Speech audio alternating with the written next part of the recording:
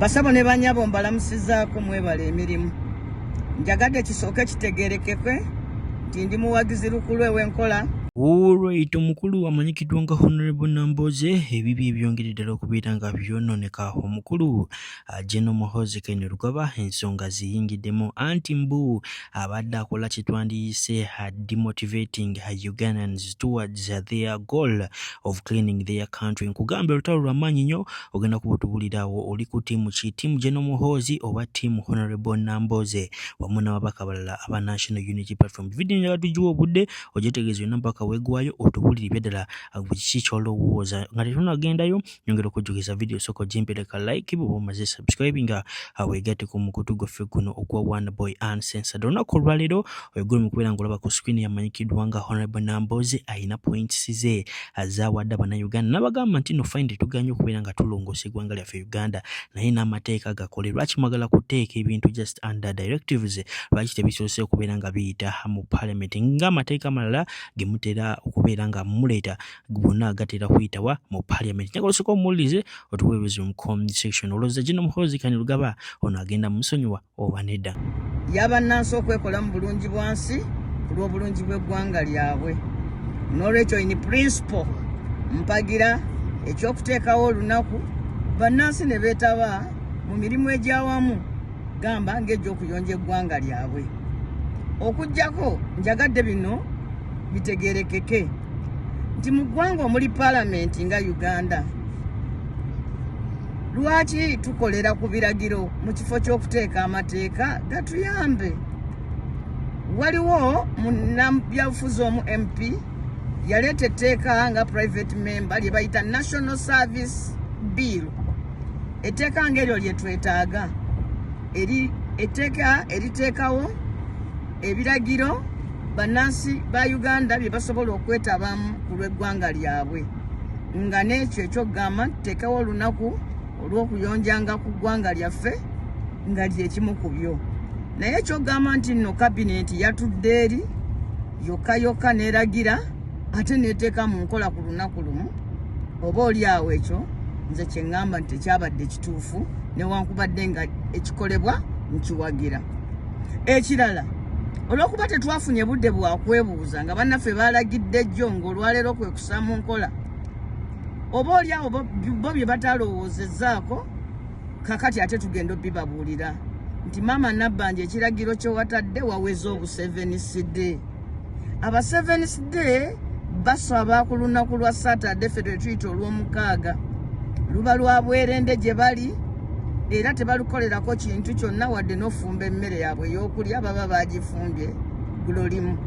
Sabbiiti ey'aba 7th day tandika ku ssaawa 11 ez'olwegulo ku Lwokutaano paka akawungeezi olunaku lwe tuyita ffe olw'omukaaga bo lwe bayita Sabbaato.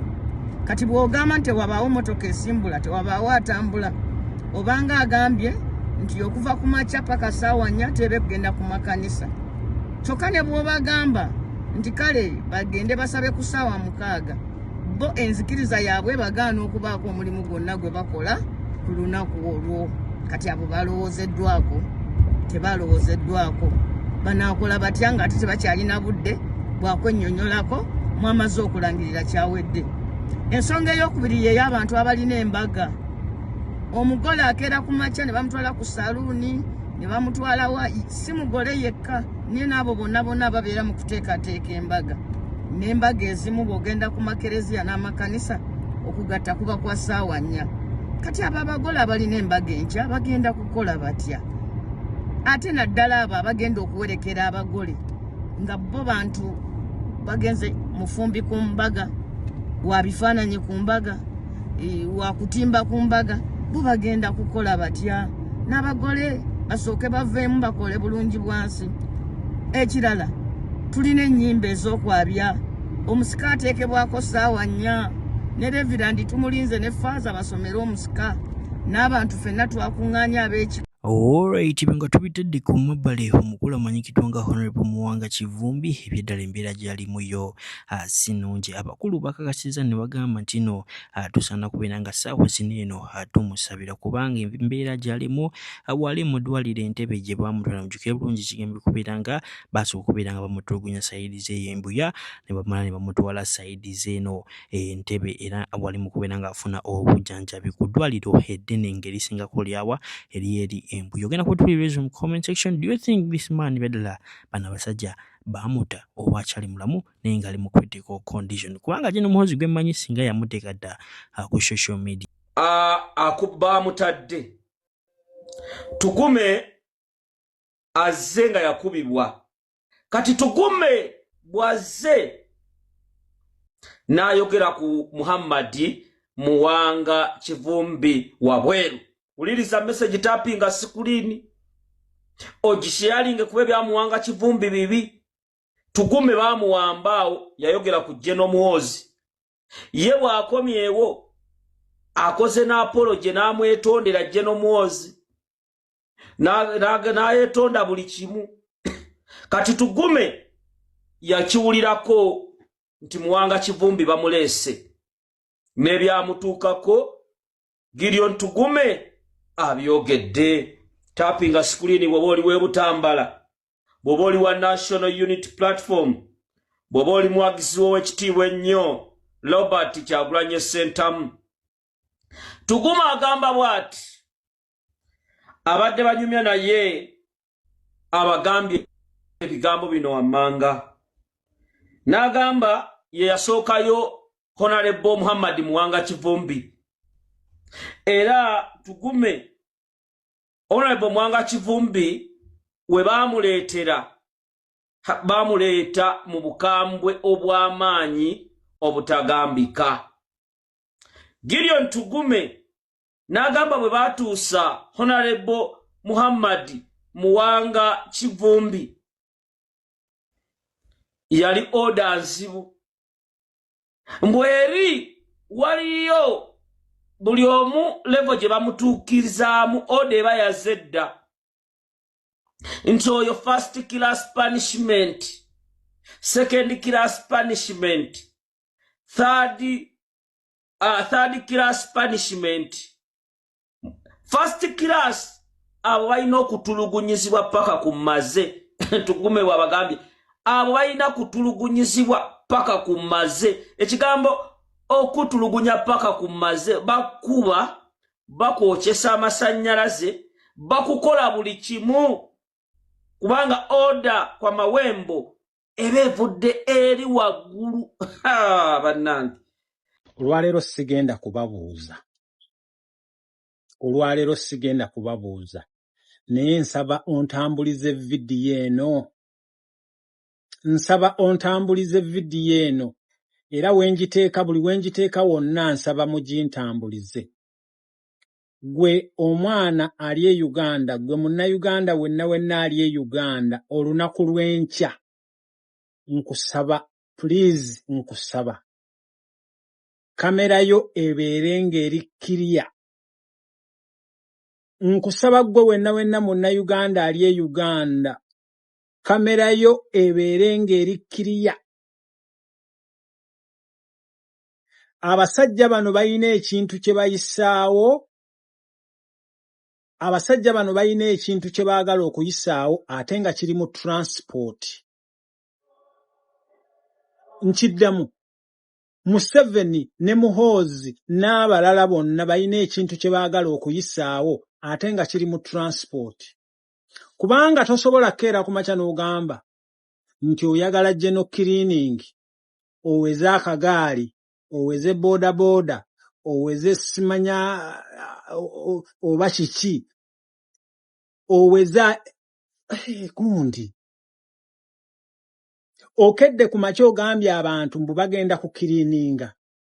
Mwenna mukimanyi abantu abandi badde bakubiriza abantu okukirininga abandi badde ba LC, kubanga municipali zammwe obwo bu district bwe baba kutulamu tebulina capacity emala Kitegeera tebulina capacity emala okuva ku municipali oba okuva ku council nti bwina abantu abagenda okubakola ki okubakubiriza okukirininga ye tugambe mu areas eziri congested ennyo nge Kampala sababu za Kampala ezo ghetto za Kampala ezo ziri congested otugambye nti oyagala general cleaning njagala kubuuza kasasiro wa mirundi esatu fene Bulaya kasasiro tumu classifying mweno munsimu embeera kasasiro tumu classifying mu grade 3 waliwo kasasiro agenda mu brown bean oyo kasasiro w'emmere ebintu ntwe byonna byogira byonna ebiva mu kiyungu ebyo byonna byoyozeza mu bintu biki byonna n'emmere oyo agenda mu green mu brown bean ate oyo kasasiro ali very very expensive waliwo kasasiro agenda mu black bean ngeno kanzu gye nyambadde oyo mixinga ebintu byonna no mixinga obuchupa no mixinga ebigoyegoye no mixinga tissues biki byonna oyo agenda mu black bean waliwo kasasiro agenda mu green bean oyo wa recycling ebipapula byonna bigenda mu omwo kakati gwe njagala kubuuza ogambye abantu bakirininge have you making sure nti otaddewo allocations kubanga njagala kugamba osobola okutambula Kampala road n'otambula Jinja road n'otambula ewaffe Kawempe gyenva paka mu kibuga nga tewali wadde bwe bakulaga akadomola w'osuula kasasiro njagala kubabuuza mumulina amanyi bantu mmwe mugenda ne mulowooza nti tubawakanya buwakanya naye muli basiru tetubawakanya buwakanya because muli basiru temuli fit kufuga gwanga naye kye muyisaawo kyonna kye mwagala okuyisaawo oba kye mwagala okuleeta ffe tuli balabufu Kyagulanyi yatuggula amaaso njagala okubakakasa byonna bye mwagala okukola kyonna kye mwagala okuyisaawo Kyagulanyi ffe yatuggula dda amaaso tuli ki kubanga njagala okugamba na Uganda tuli bali a million almost 5 abantu abali eligible okugamba nti nno bali capable okubeera okay tugambe million ngana mu something ogenda kujjawo abantu abagenda okukola ki abagenda okubeera nga babakubiriza okukirininga so baganda bange mwenna mu making sure nti kamera zammwe ziri clear abasajja bano balina kye bayisaawo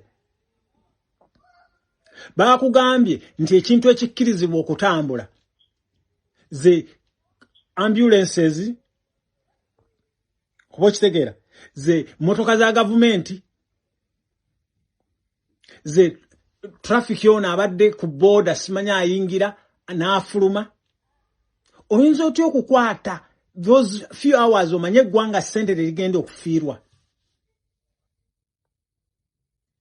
baganda bange mubeere very clear and open bayina ekintu kye baagala okutuyisaawo bayina ekintu kye baagala okukola oba olunaku luno bayina kye baagala okubeera nga balukola ki bayinza okkeera ku makya ne bakugamba nti olunaku luno tulufudde olunaku olw'okuba ekintu bwekiti ne bwekiti bayina ekintu kye baagala okukola ki so mubeereremu mubeere nze kyembasaba kamera mbasaba kamera mbegayiridde kamera zammwe muziwawule mu recordinge buli kigenda maaso ate naddala mu abali ku makubuko toyinza kera kumacha no stopping a movement